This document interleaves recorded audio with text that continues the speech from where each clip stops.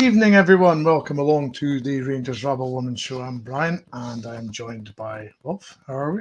Long time no Well, speak. fine, Brian. Do you hope you're nice and refreshed after your week of debauchery in Benidorm? Was it Benidorm you were?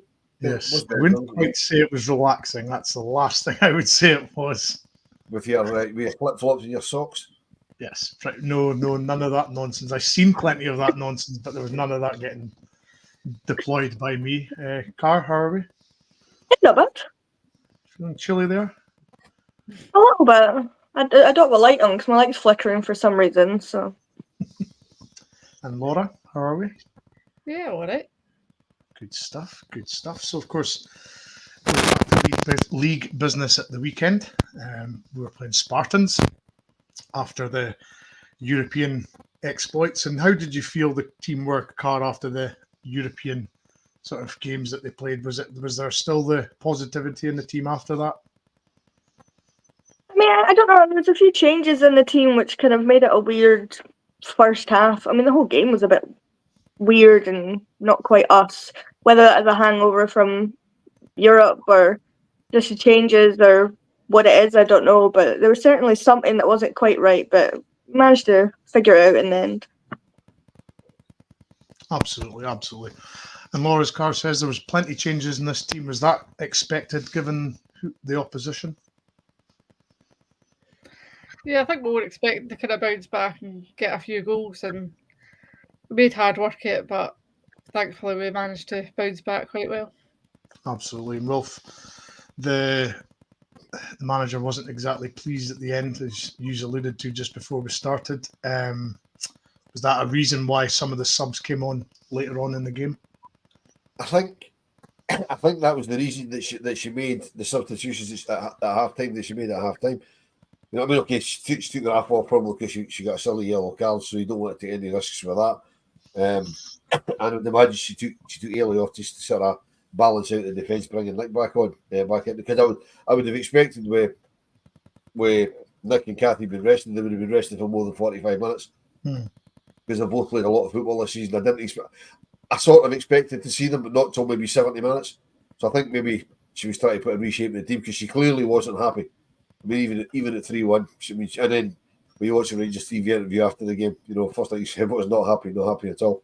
You know, I mean, listening to that interview, she made a point to say not that we underestimated Spartans. I think that's exactly what they did. I think it's Spartans. It's fine. We'll just, you know, we'll sort them out. But that's possibly a bit of an attitude thing. But I mean, all's well that ends well. 6-1 wins or 6-1 win. Let's not get too blasé. I mean, we'll get, you know. You can't expect to roll these teams over every week. I mean, look at some of the results this season, like when Celtic came to Aberdeen, only scored 4, where we put 11 past them. You know what I mean? You can't just go out and expect to win. You have to actually make sure you win. So yeah, most definitely. So the team yesterday was Essen in goal, back three of Eddie, Austin, and Rafferty. Midfield of Hay, Arnott, McLaughlin, and Lefay. McCleary, Howitt, and Wilkinson up top. Lots of changes, as you said, Carr. Very well. Obviously, the captaincy changed. Liv McLaughlin was the captain for the afternoon. You know, obviously with the captain off, somebody had to assume it. And was it a surprise that Liv got it? I mean, a little bit to me, because I think it's the first time that we've not had a centre-back or defender be captain in 4 years? Something like that. I mean, there's probably been a time that I've missed where somebody stepped... Oh, Chelsea's had it. I tell a lie. Chelsea's had it. But yeah, Liv, I think she... What's happened there?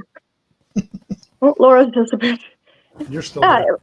Liv's a fairly obvious choice, I think, but you thought maybe it'd go to Brogan, she's been there forever, or maybe Leah Eddy, who's captained, you know, Scotland Unders and Hibs before, so potentially. But yeah, it's one of those ones that Jo made her decision, and there's not really a wrong choice she could make, I suppose. Absolutely. There's plenty potential captains on that team, Laura. You know, Eddie was a captain at Hibs. You know, Arnott's been there several years. Brogan, you could argue, is the most sort of longest serving. I've always felt the captaincy is very just somebody assumes that position, but you should really have lots of captains on the pitch, shouldn't you? Yeah, I think Tess even had it at one point when Nick or whoever was, like Kathy or whatever, last season as well had went off. She had it, but yeah, I think we had kind of spoke before the game yesterday, and I think we were thinking just naturally assuming it would be Brogan because she's obviously kind of been there the longest for those that were on the pitch. But obviously, Joe's kind of seen leadership qualities in Liv, and I think she could have picked anybody to be honest, and they would have went and done it because they're all quite like chatty and that on the pitch anyway, so they're all kind of helping each other out and stuff anyway. So I think the armband's just kind of something you've got to have, but I think they're all quite good at leading the team anyway. And I think obviously we've got the kind of leadership group with Kathy and Tess and that, but obviously with them being off, it was obviously just a chance for the kind of younger players to take on a bit of ownership and lead the team when the old James were getting a break on the bench. Absolutely.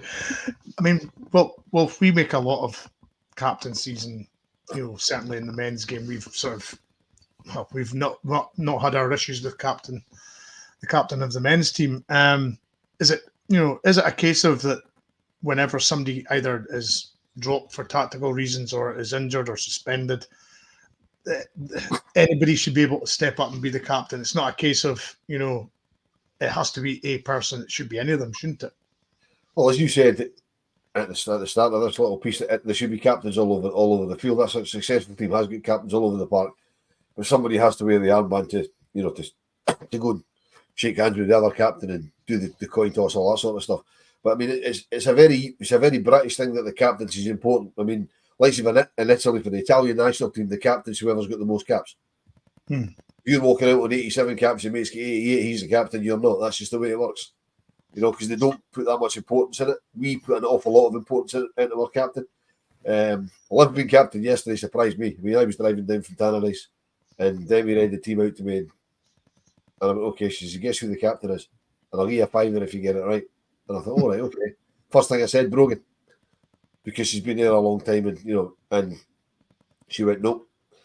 And I went through it and I went, I said, well, it's not going to be, I said, it's not going to be Jodie, it's not going to be Camille, it's not going to be Liv. And she laughed. She says, it's Liv. I couldn't believe it.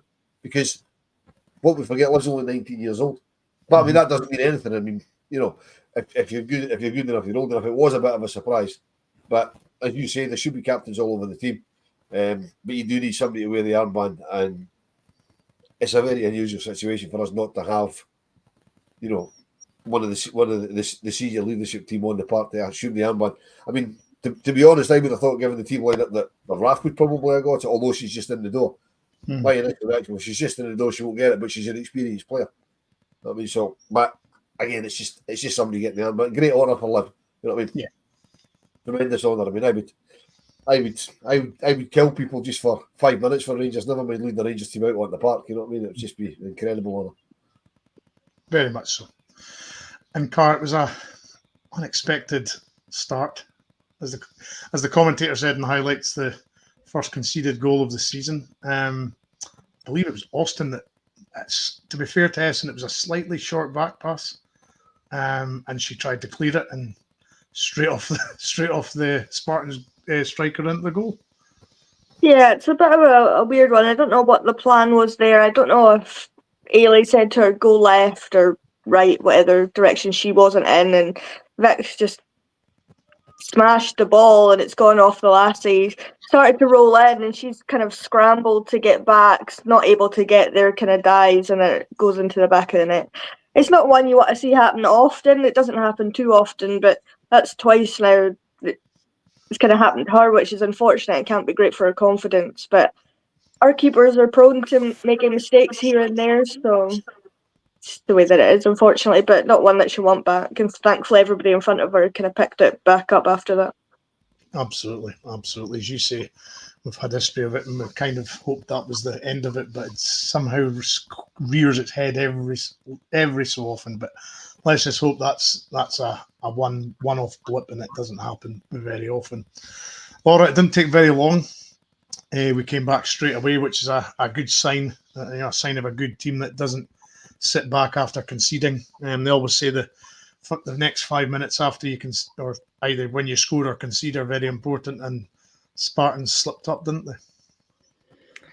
Yeah, as you say, it was good that we bounced back pretty much straight away. I think it was like the next minute or whatever we were level, and then it was obviously good work for Camille to get her first goal for us. She was kind of trying quite a lot before that. She's going to be quite a good wee player for us. So it was good for her to get off the mark already. Another player with goals, so kind of spreading them out again through the team. And as you say, good for them to bounce back so quick, because I think the way we were playing, if it had kind of dragged on a bit longer, it could have been one of those days that just kind of petered away, and we would probably have rued the mistake even more than we already kind of were. Absolutely. And again, the second goal was what you would call a stramash in the old days, Wolf. It was a bit sort of messy in the box. It was laid off to Lefay, who was there and ready to smash it in the corner. Yeah, the ball came in. I can't remember who crossed it in. The keeper flapped at it. It kind of dropped and it bobbled about a bit, and I think it was Kirby out. managed to stab it to Camille, who stuck it in the corner. I mean, it's when the ball's bobbling about, like, you just need somebody that's facing the goal just to stab it in that direction to see where it ends up, and end up in the goal. And as Laura says, great first start, 2 goals. Our parents in the stand watching, I believe, as well. You can't argue with that. I mean, that's a great start to a Rangers career. Absolutely, and Cara, it was a signing. When she came in, nobody was quite, not very sort of household name, but again, like Liv last year, when she came in, she established herself fairly quickly, and Lefay's got off to the best start possible. Yeah, I mean, she's kind of in a situation where we've got a few injuries, so she's going to start games. She's going to get the opportunity to do it. She seems to have grabbed that with both hands, going by yesterday's game anyway. Fair made the most of it. Very technical player, very good. 2 quick goals to get herself off the mark in her first start, so you can't ask for much better, and she seems to be enjoying it outside the weather. She did enjoy that it was a bit sunny yesterday, right enough, instead of the rain that she's been accustomed to so far.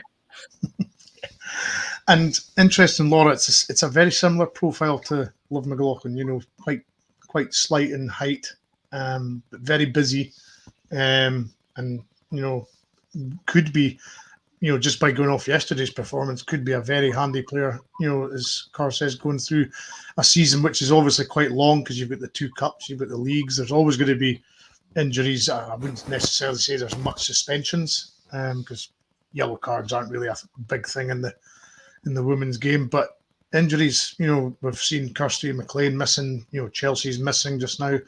So it's a position that she could establish quite quickly, isn't it? Yeah, but I think she's quite, as you say, she's similar to Liv, but I think in the bigger games that could kind of backfire on us. I think that's why we've brought Charlie Devlin in, because she's got a bit more kind of steel about her, it seems. So I think if Camille's going to be kind of like Liv, Kirsty McLean, then I think Charlie Devlin's going to be more like Chelsea Cornet. So I think we need to get the balance right with that, because I think Liv and Camille in the midfield against like City or Celtic or whatever, they would probably get kind of run over a bit in the midfield. So I think it's getting that balance right, and obviously getting Charlie up to speed as well with minutes to get the kind of balance. But I think Camille has came in a game that you would expect it to come in and do quite well. But obviously with Joe managing her minutes as well, that she would never manage to quite get her hat trick, but a good start anyway. And obviously Liv's technical, she's quite technical, so it's a good kind of another good player to have. If Liv was to get a wee rest or that, we've still got somebody in that kind of role that can do that kind of tricks and flicks and all the fancy stuff that fans like to watch in the stands. Absolutely. Well, the third, just not long before half time, Wilkinson getting her goal. I believe it's across from Lizzie Arnott, and good take, shifted it on her right and put it in the far corner. We're talking about tricks and flicks and fancy stuff. I mean, it wasn't a trick or a flick, but it was some take out of the sky. I mean, the ball came over from Lizzie. I mean, Wilco just controlled it really nice, And instead of just stabbing it first time, she sort of waited for the defender to commit herself and just, I'll just roll it into the corner. Thanks very much. You know, just like a good striker would. I mean, you'd get a lot of strikers would have brought that down to think, I brought that down really well. I'm just going to smash this. But she didn't. She waited kind of split second, and the defender committed herself. And Wilco did what Wilco does. I mean, it's game on when Wilco starts scoring goals. You know she's always going to do it. You can't. From a defender's point of view, you can't leave her alone in the box. You know what I mean? And then as soon as the defender committed the space, she just went, I'm having that. And it was actually a really, really good finish. It was probably, actually, for me, it was probably the best goal of the game, just the way she brought it down. Committed the defender, stuck it in the net. I was like, that was a fantastic goal. Definitely. So half-time came and the changes were made. Carr, I think, as you all probably seen at the game, the manager wasn't very, very impressed with what was on show in the first half, so she rung the changes. Rafferty, Austin and McCleary came off, Hill, Docherty and Devlin came on. And Devlin nearly broke her duck as well, Carr. She got a goal but was pulled back for a foul. Yeah, I mean, I still don't really know what they said. It was handball, but I don't really see what the infraction was, what the issue was. Because I mean, it's a really well worked goal. She's just on the pitch and she's kind of waddled through everyone. Waddled's the wrong word, but she strolled through everyone and taken it so nicely. And then it was chopped off for handball or offside. The line was calling offside. The ref saying handball. No one knows what's going on. We're all booing. We're all raging. It's not fair. But I'm sure she'll get her goal because she's, just in the door, and she seems like a really good physical player that's going to step up and do what needs to be done in those areas. But it's quite technical as well, so she's definitely a mix of things. So Joe's pulled it out of the bag getting her up. Yeah, Brian, as Paul says, it 100% wasn't offside. I mean, we were almost right in line with it. I mean, the linesman had a shocking second half, which I think is down to Laura saying he had a good first half. Sorry about that. He did, to be fair. He did actually have a good first half. But that, I mean, I don't know, the referee seemed to signal for a handball, but I've watched it back a couple of times. I haven't seen it. And I can't see that there was a foul. I mean, Charlie just barreled through them and put it in the net. I don't get it. I really don't know what it was for. But it definitely wasn't for offside. Officials never surprise you, do they? I must admit, I've seen the highlights myself, and I looked and I was like, not quite sure that was given for, but that's as clear as mud now as far as I'm concerned. Handball, offside. You just, yeah. Anyway, we'll move on. Rio got her goal, Laura. Brogan crossed it, and Rio gets the head on it, and really good finish actually. Yeah, it was kind of what we've come to expect of Rio. She's always just in and about there, ready to get at the end of things. And it was a great header, but the cross was equally as good in. Brogan was just terrorising the defenders that much. We were like, she's terrorised them that much, she's ready to go off. But she rolled the socks to but she was kept on. But she was doing a great job. And obviously, good that Rio's still keeping the goals kind of ticking over as well, because Wilco's kind of running away with the goals for the SWPL so far, but it's good that Rio's still kind of chipping in with goals as well. So I'm sure she was quite happy with that. And kind of once that went in, I think it kind of settled everybody down a wee bit more, because the game was that kind of just a very weird, kind of frantic, disjointed game. Absolutely. Wolf, there's a question here for you. From Rangers 55. Question for Wolf. How many goals do you think Katie Wilkinson will score this season? Well, she's currently on, I believe, 16. Mm-hmm. And After we're only, 6. we're half a dozen games in. Yeah. So I reckon she'll get. I don't want to go ridiculous, because she will dry up at some point. She'll be rested in games. She might pick up a wee niggle. I'll say she'll get 42 goals. There you go, to be exact. We'll go for 42. Which would be absolutely ridiculous. But I think she'll get 42 goals. Surely it's 44 for her shirt number. Wolf, go an extra couple. Okay. I mean, I was going to go a bit more conservative than that. I was expecting to say 30 or something. I was like, she'll definitely get above 30. I thought 30, but I thought she's 16 goals after 6 games, so 30 would be ridiculously low. We're doing all competitions here, like cups and that too. I would assume so. How many goals will she score this season? I take it to be everything. Oh, right, okay. But, probably about 35 then, at least. If we're talking cups as well, because, playing Dundee United in the cup, next week. So there's a chance for her to get a few more goals there. So I'll go conservative with 35. Ryan, just wait till we draw a Borough Thistle or somebody in the Scottish Cup just scores about 10. Yes. The boss was just waving his hands there. I'm not quite sure what that was all about. What you read the private chat?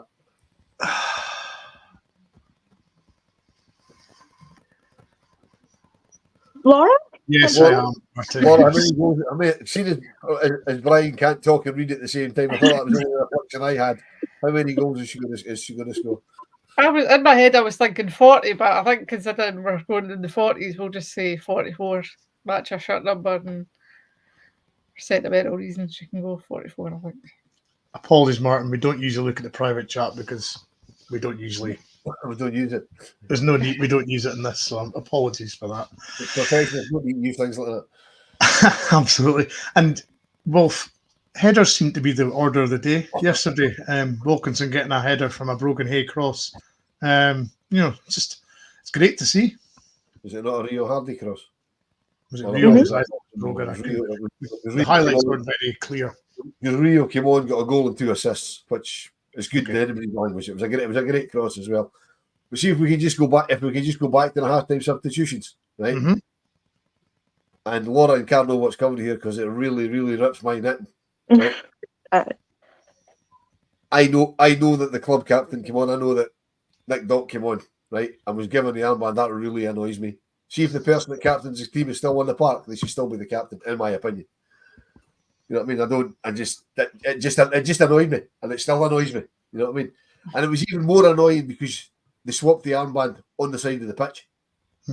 See, if they'd done it in the dressing room, I don't suppose I would even have bothered about it. But because I probably wouldn't have noticed. But the fact that it's like if they make a substitution and the person that's captained the team at the time still on the park and they hand the armband to the club captain, that really really bugs me. It really annoys me. But again, we put too much store in what the captain is, as we said before. So now that I've got that off my chest, yes, it was a very good header. Now the world's picked the right again. It was But a very Wilkinson header. Eh? The Sorry, Wilkinson header. It was a great header. It was a fantastic cross. All you had to do was put something on it. It was very similar to Rio's goal for the fourth goal.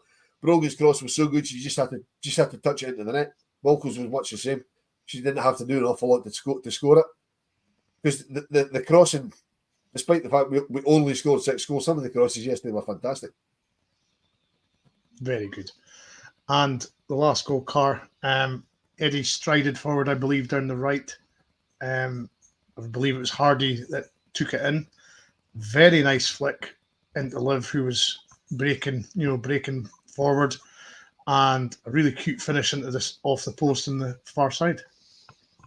Yeah, I mean, at the time watching it, I thought the keeper needs to be getting somewhere near that, or the defender needs to do a bit better there, because it looked like it just rolled in that slowly. But see, when you watch it back, it's actually a really good finish, and it comes off the post and in, which is always nice to see. But yeah, really good work from Rio. As Laura said, she came on and got a goal and 2 assists. Yeah, goal and 2 assists. So can't ask for much more. She's kind of doing the same thing Kirsty Howitt's been doing, where she's stepping up in other areas to contribute in other ways instead of scoring all the time. So yeah, really well worked goal, and I think it kind of made everyone a bit happier then when it got to 6 instead of sitting at 5 and everyone thinking, no, it's not been a great day. So it topped off. Absolutely. And of course, Devlin came on the park. Laura, how did you feel she fared in her first outing? I think she came on and done quite well. It was obviously unlucky that our goal never stood because it did seem to be on it. It did kind of bobble a bit, but I don't think it hit her hand or anything. So I think the ref was just raging that she came on and scored so quick. So just had to make a mess of something. But no, she came on and done quite well. I think she's going to be quite good for us. She's obviously won a couple of championships there in England, so she knows what it takes to win, which I think is obviously what we need. I think we've got quite a good team of winners anyway, but I think adding another one in there doesn't do any harm. So yeah, she seems like she's going to fit in quite well. And with Chelsea and Kirsty McLean being out for a couple of months, she's obviously going to come in and slot right into the midfield, probably start quite a few games as well. So it'll be good to see how she gets on. Absolutely. Yes, totally agree. And the table now stands at Wolf. Rangers played 6, won 6, 18 points, 8 goal difference. Second is Hearts on 7. They are on 18 points also. Goal difference slightly lower, 38. I mean, Hearts have really came to the fore this year, Carr, haven't they? I mean, they've made some serious signings over the summer. They're scoring goals for fun. They're not just winning by the odd goal in these games now. They're scoring a few goals past everybody. So that, I mean, out of the Hearts, the Glasgow City, and the Celtic, it seems to be, well, at this early stage, Hearts are pushing hard for just to break into that top 3. Yeah, I mean, I think we all thought Hearts would do that. When you looked at the signings they made, they seemed like they're really pushing for it this season, and then they hadn't really played anyone until they played Glasgow City, and that was like a close game, but unfortunately didn't get anything out of it. And then the Hibs game I thought would be a bit better, both sides for that, and then Hearts just absolutely wiped the floor with them, which was very surprising to me. Thought it'd be a bit closer, but Hearts have definitely kind of laid the mantle down there, so it's definitely going to be interesting at the weekend seeing how we get on against them. But whether they can keep it up for the whole season, whether they start picking up injuries, they've already got a couple of injuries, kind of longer term ones, which is unfortunate that maybe they'll kind of fall away a bit, but they definitely already done what they need to do at the start of the season, so we'll see how they get on. Yeah, Laura, it's going to be very interesting to see how Hearts cope with the rigours of a league campaign, because obviously you've got the cups as well, but they have got a lot of players on that squad now. They've recruited well from other teams, so it's just going to be a very interesting one, isn't it? Yeah, well, they've brought in goal scorers as well, which I think was something that kind of dried up for them last season. They were obviously doing quite well in other areas, and like defence, they kind of had sorted in that. So I think us coming up against them at the weekend is going to be a tricky game, but I think it's one that we can definitely overcome because we're obviously still scoring quite a lot of goals in that. But I think we need to come out and start really well, because I think we've been struggling with that in the last few games. Obviously, even taking out the Champions League games, we've kind of been coming out quite slow, and I think that's kind of annoying Joe. So I think if we can change that, especially when it's going to be a trickier game probably than usual, that'll kind of put a smile on Joe's face. Absolutely. Yeah, and Wolf, we've not had to seek our problems at the Orium over the years. It's never been a place that we've really went and sort of done, rolled them over, certainly. And this season, I would imagine it'll be another close affair. Yeah, it must be an awkward place to play at because it's very open, it's very exposed. It's always quite windy there.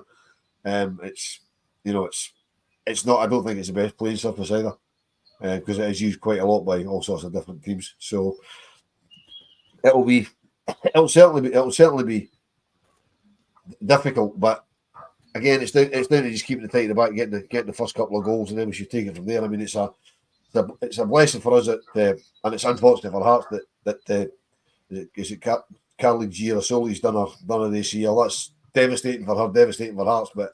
That's one of the things they'll have to, because I think she's the linchpin of their defence. So, that's got to help us, because it might take them a few weeks to, work out what their best options are with her not in there. So that we might benefit from that. Obviously, we wish her a speedy recovery and hope she gets back to playing in jig time. But that might do us a favour, because they have to reshuffle in a hurry, and they might not quite be up to speed with that. But it's going to be tough. But I mean, it's a game we should be winning quite comfortably, I would think, and it might be another one like Saturday though, where it's a bit kind of not too great, and then the overall scoreline flatters us a little bit. I mean, the overall scoreline on Saturday flatters us a little bit. Sunday, flatters us a little. We had all the play 6-1 probably does flatter us a little bit. It might be something similar against Hearts. We might win by 2 or 3, but it won't be. I don't think it'll be as comfortable as that kind of scoreline would suggest. Yeah, and Carl, we've got the Old Firm in the midweek after, or is it 2 weeks after? 2 weeks. 2 weeks after, is it? 3rd of October. 3rd October, so you're looking at 2 games back to back where, potentially it's teams that are going to challenge for the league. this is going to be this is now the first test of the season, isn't it? Hearts away, Celtic at home. This is going to be this is going to show us, where this group of players are as far as going all the way this season. Yeah, I mean, we've got Dundee United in between them, so it's a little bit of a reprieve from the difficult games. No offense to Dundee United, of course. Yeah, like Hearts could potentially challenge for the league. I don't really see that happening. With the way we've improved, Celtic have improved. Glasgow City kind of improved. They've not been the best, but it's definitely two games that if we get past Hearts confidently and quickly, score a good few goals, that'll really help, I think. And with it being like a Thursday game at 6 p.m, there's not going to be such a big crowd at the Old Firm game because most people will probably be heading to Ibrox for the Leon game.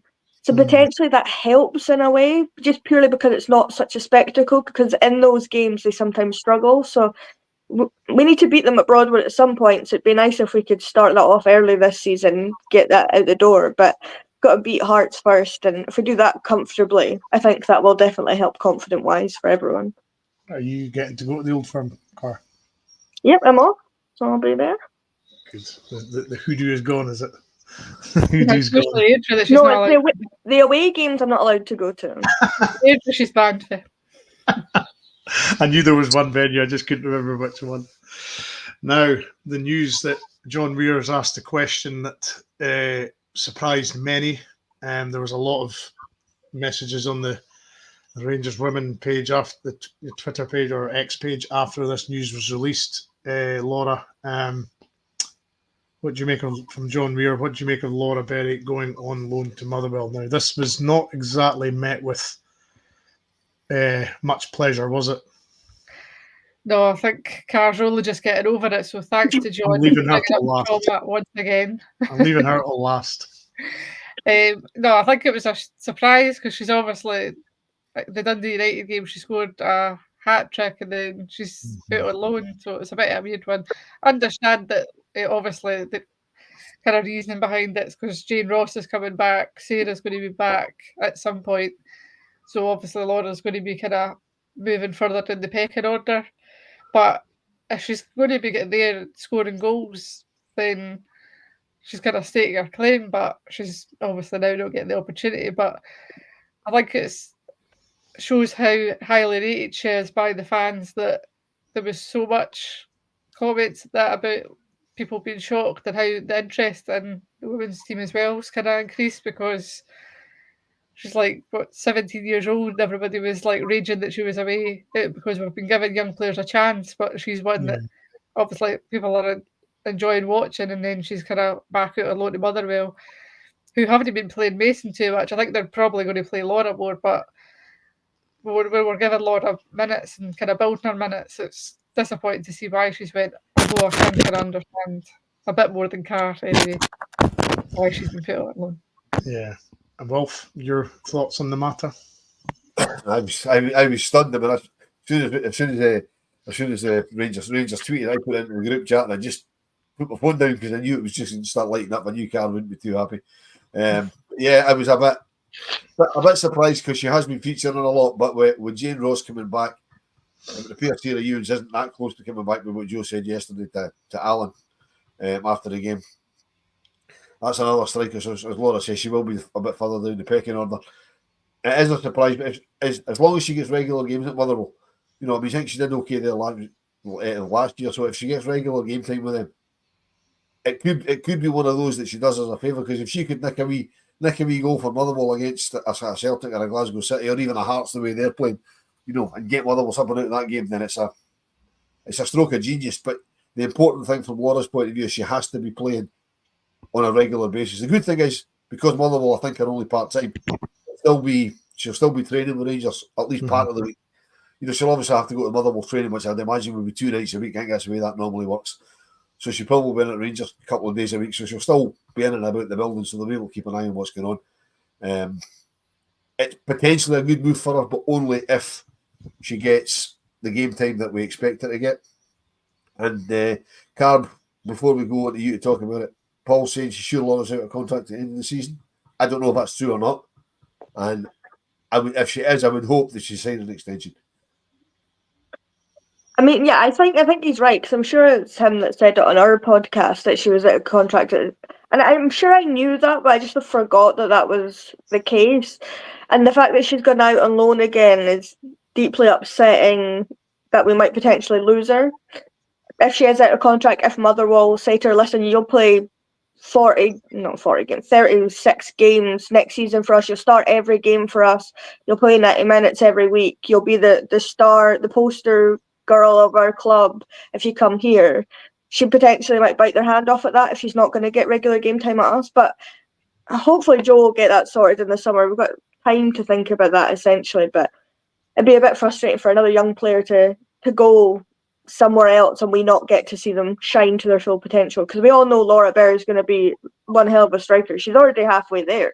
She's got a lot going for her, and we might potentially not get to see that, which is the only selfish reason that I don't want her to get on loan, so that we can experience that. And if we go and win everything this season, I'd like her to be part of that, scoring big games, scoring cup finals, what have you, that moment for her. But that's not going to happen this year. So hopefully Joe and Donald sit her down in January or whenever and get her to sign an extension, or tomorrow, whenever they want, and get her signed up for a couple of years. And then if Barcelona come calling, they can have her in a few years once she's won everything with us.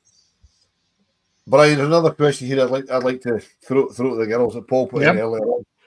Does Joe come out and actually say what the injuries to the players are? I don't think she does.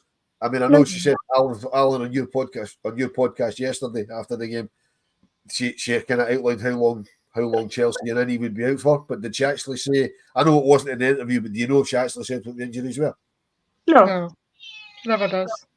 No. Or very rarely does. It's more the players that tell us what's wrong. Yeah. Yeah. Okay. I mean, I found it quite refreshing that she actually said to Alan, how long they'd be out for. But there's no mention of it because the Rangers media team don't ask her the right questions. No.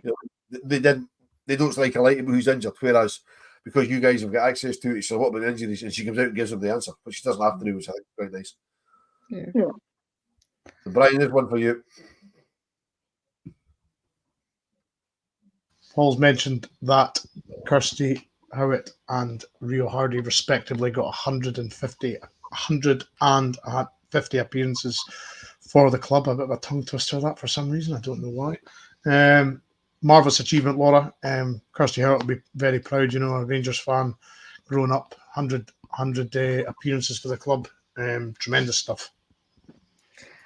Yeah, if it hadn't been for her having an ACL injury, she would have reached it quite a while ago, but it's obviously one of these things that she was injured, so it's good that she's kind of been recognised when the club are now recognising it, and kind of giving them that recognition as well, because a few, as we've seen in the past, a few players were meeting milestones, but it wasn't getting kind of broadcast. It was just kind of happened and then moved on. But yep, good for Kirsty, and for Rio to be at 50 appearances already is just insane when it feels like she was just in the door yesterday. But yep, good for them, and I'm sure there'll be other players that are kind of just around the corner of getting their kind of next milestones as well. So it's always a good thing. Absolutely. It's always a marvellous achievement, Wolf. 100 appearances, never an easy thing. Because you've got to be consistently fit. 100 appearances, you could argue, is at least 3 and a bit seasons. So you've got to be consistently playing, for a fair number of time. And as Laura mentioned, if it wasn't for the bad injuries, she would have got there far quicker. Yeah, I mean, 100%. I mean, it just shows you how consistent Kirsty's been when she hasn't been injured. And for Rio to be on 50 already, as Laura says, it just seems like 5 minutes ago Rio joined the club. It just shows you, and it also shows you how consistent the form is, and how much that consecutive managers have thought of them. Because obviously, Joe's not been here for 100 games, so they've not all been under Joe that Kirsty's had them. You know what I mean? It's testament to how good the girls are that they're reaching those milestones, and there's players reaching milestones all the time recently. There's quite a lot of milestones being reached. You know what I mean? I don't know who will be next, but I mean, I'm sure the club will tell us when they reach it. But I mean, even some of the young players are reaching 50 appearances, And when you've got teenagers reaching sort of, 50, 60, 70 appearances for the Rangers first team at any level, that's incredible consistency, incredible fitness levels, incredible faith in them for the managers. I think it's fantastic, really fantastic. Absolutely. And as you say, Wolf, there won't be too many far around the corner as far as reaching those 50 and 100 milestones. There'll be some coming quite quickly right behind, especially some of the younger ones because they seem to have played so much recently. But yeah, we're gonna have a busy week next week, obviously with the Hearts game on the Saturday, and then the Sunday following, we're Dundee United in the Cup.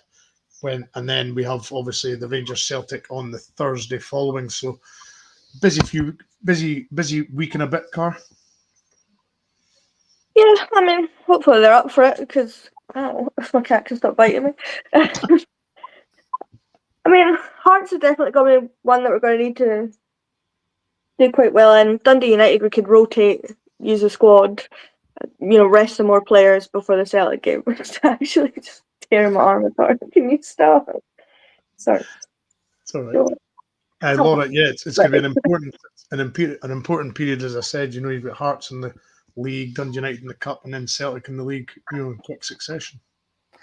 Yeah, I think if you take the kind of Champions League out of it, we've had quite a easy start to the season. We've kind of been eased into it with the games and getting the kind of goal tallies up, but now it's kind of some business games coming up. We need to kind of get over these hurdles. The Hearts game, obviously, then a cup game. As much as it's Dundee United, it's still a cup game, and one that we obviously want to be winning. So we need to get over that challenge, and then the Old Firm's obviously another one we need to win, especially when we've kind of been drawn at Broadwood the majority of those games. So we want to kind of chalk up a win with that. We've always been the better team in they kind of games, so we need to start kind of proving that we are and getting the wins and points on the board. So, yep, a kind of busy probably month coming up or so because after that, kind of the Glasgow City games quite soon after it. So games are coming thick and fast, but they're big games that are coming. So the team need to just keep ticking off, getting the points on the board, getting through the cups, and just keep winning. Yeah. And Rolf, we always finish off with this little game that we play. Hearts away. Scoreline, please. And before I get to that, let's not get ahead of ourselves. It's one game at a time. The Celtic game will look after itself way down the line. We'll talk about that next week when it's impending, despite the fact that I won't get to see it because obviously I'll be heading to the Leon game. But that's another thing we talked about last week when you were sunning yourself with your flip-flops and your socks on. Predictions of the Hearts game: Rangers to win 3-0. First goal scorer, if you want it, will be Liv McLaughlin. Well, Car? 2-1 to us. I mean, if you don't say Wilco, I think you're kidding yourself on and hoping that someone else does it. But knowing Joe should probably drop her for this game for some reason for the first half, and it'll be Kirsty Hewitt and Rio that starts. So I'll say Wilco anyway, because it's 90% of the time it'll happen. And Laura? 1-0. I was going to say Wilco, but Carker, I said that, so we'll just say Kirsty Hewitt since she's on the back here, 100 appearances. So we'll go 1-0 Rangers, Kirsty Hewitt scoring. I don't think I could stomach a 1-0. Neither can I, but I think that's what's going to happen. God. I'll go Hardy first goal scorer, 2-0. I'll say we'll win one in each half. We'll score one in each half, and we'll win 2-0. I just pray, please. I mean, don't get me wrong. If it is 1-0, that's fine. I would bite your hand off for it, but to experience 90 minutes on 1-0, I don't think. So you think it's going to be an early goal or a late goal? Hopefully an early one, but if it'd be even worse if it's a late. If it's 0-0 the full game and then we just suddenly score. It'll be even better. Well, jubilation when that goes in would be incredible. Very true. There's two ways to look at that. Absolutely. Absolutely. Let's just put the game to bed early and then bring the kids on, and that'll do fine. Happy days. Yeah. Well, just with the attitude of calm, just everything will be fine. That'll be fine. It's only Hearts. I'm fed up. I'm fed up of people worrying about other teams. Let's worry about ourselves. You know what I mean? Let's worry about what we do. We're good enough to beat them. Let's go out, put a team on the park to beat them, then we can start worrying about changing it up. You know what I mean? Fair enough. Point taken, Wolf. Yeah. Anyway, that is us, folks. Join us at 7:30 for the main pod. I can't remember who's on that. There's been a couple of. You are. I'm on, yeah, but there's been a couple of substitutions, so I'm not quite sure who's on it quite yet. But we will be there at 7:30, and we will be back obviously next Monday night at 6:30 with the women's show. Obviously going over the Hearts game, which is a 4:10 kickoff on BBC Alba. If you cannot get along to the Oriam, I believe the Oriam's not the biggest as far as getting a ticket. So there are still tickets available, I believe, but it's not. It's actually quite a nice wee venue, but the emphasis on the word "we." There's not an awful lot of tickets kicking about for it. And then the following week, not to look too far into the future, at Dundee United, there's even less. There's even less ability to get a ticket because it's even smaller capacity wise. Yeah. And if you're planning going along to the foundation park for the cup game, I would get your ticket as soon as they go on sale. I just hope they don't change the kick-off time again. One game at a time, Wolf. Yeah, One game at a time. You've got to think forward where tickets are concerned, Brian. No, I just had to get that weird with it. But no, thanks to everybody for joining us, and we shall see you next Monday evening.